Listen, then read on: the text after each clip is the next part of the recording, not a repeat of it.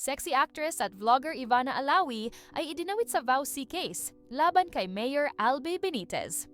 Ayon sa report ay nagsampa ng kasong paglabag sa Violence Against Women and Their Children Act si Nikki Benitez laban sa kanyang asawang si Bacolod City Mayor Albi Benitez, kung saan pinangalanan niya ang actress-vlogger na si Ivana Alawi na lihim na karelasyon ng alkalde. Nakasaad sa kumakalat ngayong counter-affidavit na inamin umano ni Albi na mayroon silang relasyon ni Ivana na matatanda ang mariing itinanggi ng dalawa dati. Lalo pa umanong nanlumo si Nikki matapos subukan ng alkalde na ipawalang bisa ang kanilang kasal. Kaya napagpasiyahan na nitong magsampa ng VAWC complaint laban sa kanyang asawa.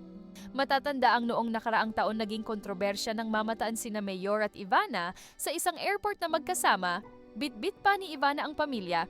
Sinabing tila may something sa kanila. Agad namang pinabulaanan noon ng alkalde at naglabas ng pahayag matapos kumalat ang video. Sinabi ng alkalde na isa lamang itong chance encounter at business trip umano ang ipinunta niya sa Tokyo at wala raw katotohanan ang mga espekulasyon tungkol sa kanilang dalawa ni Ivana.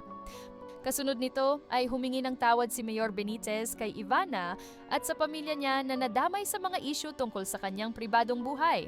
Samantala ay diretsahang ipinahayag naman noon ni Ivana sa pamamagitan ng isang post na hindi raw siyang sinasabing girlfriend ni Mayor Albi Benitez. Paglilinaw pa nito may nagpapasaya na sa kanyang puso, isang businessman at hindi isang politiko iyon na raw ang una't huling pagkakataon na magsasalita siya tungkol sa nasabing issue. Sa mga oras na ito ay wala pang inilalabas na statement ang kampo ng sexy actress at vlogger kaugnay sa involvement niya sa kaso.